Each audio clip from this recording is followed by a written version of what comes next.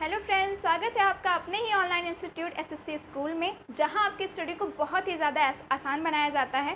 तो चलिए आज हम आपको पढ़ाने जा रहे हैं 0 डिग्री देशांतर पर स्थित देशों की ट्रिक। ओके, जैसा कि आपको पता है कि जैसे कि आपको मैं ग्लोब दिखा देती हूँ। मैंने आपके लिए ग्लोब बनाया हुआ है, बहुत प्यारा ग्लोब बनाया है। देखिए, अच्छा लग रहा है। देखिए, जैसा कि मैंने आपके लिए बनाया है, तो ये देखिए क्या क्या मैंने बनाया है, आपको सारा मैं डिस्क्राइब कर दूँ।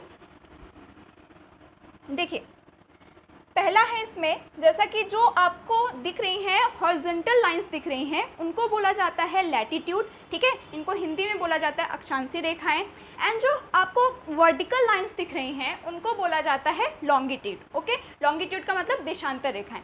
तो आपको मैंने अपने ही चैनल पे, आपको अगर आपने विजिट नहीं किया है तो प्लीज़ आके पूरी वीडियोस देखिएगा। मैंने आपको तीनों की तीनों वीडियोस प्रोवाइड की हुई हैं। इक्वेटर भी बताया है, कैप्रिकॉर्न भी बताया है और कर्क रेखा भी बताया, मतलब ट्रॉपिक ऑफ कैंसर भी बताया हुआ है। तो अगर आपने नहीं देखा है तो जाके देख लीजिएगा। और आज अपनी वीडियो में, आज के सेशन में हम क्या कंप्लीट करने वाले हैं वो मैं बताऊंगी आपको 0 डिग्री देशांतर। ठीक है, क्या बताने वाले हैं? 0 डिग्री देशांतर। देखिए, इसको कहते हैं, ये पॉइंट आपको दिख रहा है, ये पॉइंट, ये इसको बोलते हैं 0 डिग्री देशांतर रेखाएं। देशांतर रेखाओं के बारे में आपने बता दिया है। ये होता है नॉर्थ पोल, इसको बोलते हैं साउथ पोल। ठीक है, तो 0 डिग्री देशांतर की 3 नेम्स होते हैं। क्या इसको अदर नेम भी बोला जाता है? जैसा कि आप 0 डिग्री देशांतर है, इसको बोला जाता है प्राइम मेरिडियन। क्या बोला जाता है? Prime meridian. और इसका दूसरा नाम होता है ग्रीनविच लाइन। इसका ग्रीनविच लाइन के पीछे भी एक है कि मतलब इसको ग्रीनविच लाइन क्यों बोला जाता है, बिकॉज देखिए, ये जो है, आपको ये जो लाइन दिख रही है, इसी के बीच में यूरोप जो होता है, लंदन, यही लंदन पड़ता है यहाँ पे। ठीक है, यहाँ पे कहीं पे लंदन है, और जो लंदन है उसमें एक जगह है जहाँ पे क्या है, ग्रीनविच जगह है। ठीक है, तो वहीं से ये बीच से एकदम पास थ्रू होती है, इसलिए इसका नाम क्या है, ग्रीनविच लाइन है। आई होप सो आपको क्लियर हो गया होगा। तो इसके 3 नाम है, एक ऐसे नॉर्मल हम लोग कह देते हैं 0 डिग्री देशांतर, और एक इसका नाम है प्राइम मेरिडियन, और दूसरा नाम है इसका ग्रीनविच लाइन। चलिए, अब हम भी चलते हैं अपनी ट्रिक की ओर कि हमारी ट्रिक क्या है, जो कि आप इतना से वीडियो को जरूर देखिए कि मैं आपको ट्रिक, देखिए ट्रिक से क्या होता है, चीज़ें बहुत आसान से हम लोग आसानी से चीज़ तैयार कर लेते हैं, बहुत कम वे में, बहुत कम समय में चीज़ें हमको बहुत अच्छे से तैयार हो जाती है। चलिए देखिए हमारी ट्रिक क्या है। ट्रिक है लंदन के घाट में बीएसएफ। ठीक है फनी बट बहुत अच्छी है, इससे हमें तुरंत तैयार हो जाएगा। चलिए इसका एक्सप्लेनेशन देख लीजिए। इसका एक्सप्लेनेशन है, पहला देखिए हमने आपके सामने लिखा है लंदन। ठीक है, तो मैंने आपको बताया कि लंदन के ग्रीनविच लाइंस ग्रीनविच जगह से पास थ्रू होती है, तो लंदन हो गया। ठीक है, लंदन पहला है, ध्यान रखिएगा, तो मुझे लिखने की ज़रूरत नहीं है, लंदन हो गया। इसके बाद ये जो जीएच देख रहे हैं, जीएच का मतलब यहाँ पे है घाना। क्या है? घाना। ओके, इसके बाद ए फॉर यहाँ पे है अल्जीरिया।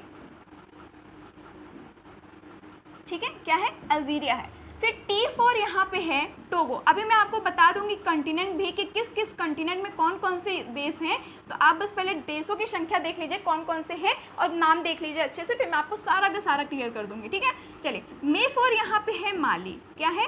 माली। ओके, फिर बी फॉर है यहाँ पे बुर्किना। ठीक है, बुर्किना फासो। ओके, इसके बाद एस फॉर है स्पेन। ठीक, और एफ फॉर है यहाँ पे फ्रांस।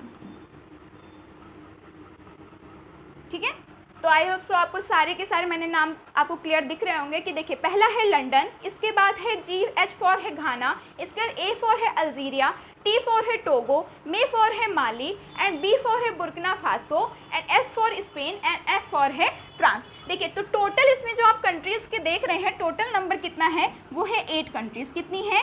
8 कंट्रीज। तो ऐसे आपसे क्वेश्चन पूछा जा सकता है कि 0 डिग्री देशांतर पर स्थित देशों की संख्या बता दीजिए, तो आपके सामने ऑप्शंस लिखेंगे और इसमें आपको कितना टिक करना है? 8। क्लियर हो गई बात? चलिए अब चलते हैं कि इसमें कौन कौन से कंटिनेंट शामिल हैं। ठीक है, कंटिनेंट की देखिए ग्लोब आपको अच्छा लगा तो प्लीज़ ग्लोब के ऊपर ज़रूर कमेंट कर दीजिएगा, क्योंकि बहुत अच्छा, मुझे बहुत पसंद आया। आपको अगर पसंद आया तो प्लीज़ इसमें कमेंट ज़रूर कर दीजिएगा, और सी के लिए शायद लाइक कर दीजिएगा। चलिए, तो उत्तर से दक्षिण, अब हम लोग देख, जो आपको मैंने देश बताया सारे, उसको आप देख लेते हैं उत्तर से दक्षिण क्या है। ठीक है, चलिए, सबसे पहले है लंदन। क्या है? लंदन। ठीक है, सबसे पहले लंदन है। इसके बाद है फ्रांस, ठीक है, इसके बाद है स्पेन। ओके, ध्यान रखिएगा इस बात का। देखिए, लंदन है, फ्रांस है, इसके बाद स्पेन है, इसके बाद है आपका अल्जीरिया, इसके बाद है माली,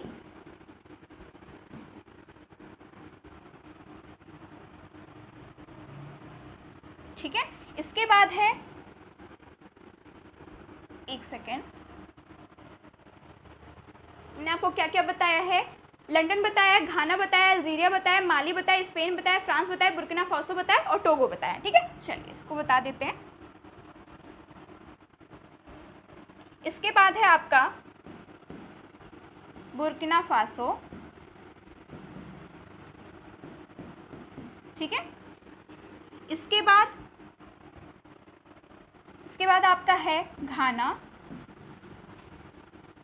ठीक है, इसके बाद है आपका टोगो। क्लियर है? तो थोड़ा ज्योग्राफिकल इनके से भी देख सकते हैं कि जो घाना है पूछा जाता है कि किसके तट पर स्थित है, तो ये स्थित है जो गिनी है, गिनी की खाड़ी है वहाँ पे।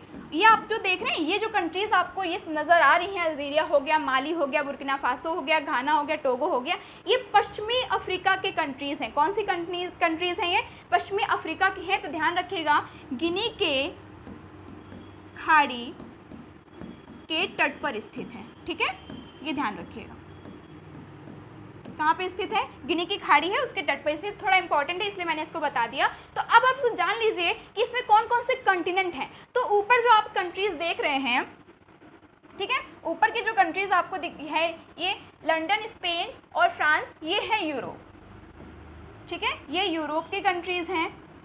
इसके बाद इसमें जो लास्ट के आप 5 कंट्रीज देख रहे हैं, ये है आपका अफ्रीका की, ठीक है। तो इसमें से एक बात आपको समझ में आ रही होगी कि जो मैंने आपको ट्रॉपिक ऑफ कैंसर या कैप्रिकॉर्न या इक्वेटर या फिर ये मैं बता रही हूँ, इसमें एक कंटिनेंट बहुत ज़्यादा कॉमन है, वो है अफ्रीका। अफ्रीका एक ऐसा कंटिनेंट है जो चारों के चारों लाइंस में आपको दिखाई दे रहा है। तो ये ध्यान रखिएगा। आपसे इकलौता क्वेश्चन भी ये भी पूछा जा सकता है कि ऐसा कौन सा कंटिनेंट है जिससे तीनों अक्षांशीय रेखाएं गुजरती हैं और प्राइम मेरिडियन भी गुजरता है। तो उससे एक आपका क्वेश्चन तैयार हो जाएगा, क्या है वो? Africa continent. क्लियर होगी बात? तो आपकी समझ में आ रहा होगा कि 2 कंटिनेंट हमारे ऐसे हैं जो प्राइम मेरिडियन पे सिचुएटेड हैं। एक हो गया यूरोप, एक हो गया अफ्रीका। और अफ्रीका की कितनी कंट्रीज हैं? अफ्रीका की है टोटल 3 कंट्रीज एंड यूरोप की 3 कंट्रीज हैं, अफ्रीका की है टोटल 5 कंट्रीज। क्लियर है? तो 8 कंट्रीज मैंने आपको बताई हैं। आपको आई होप सो क्लियर हो गया होगा। जिस तरीके से भी क्वेश्चन आए आपके सामने, मैंने क्या क्या बताया आपको, कि मैंने आपको ट्रिक से ये बताया कि कौन कौन सी कंट्रीज हैं, देन आपको मैंने ये बताया, नंबर बताए, इसके बाद क्या होता है, कैसे प्राइम मेरिडियन कहाँ पे कैसे गुजरता है, ये मैंने आपको बताया।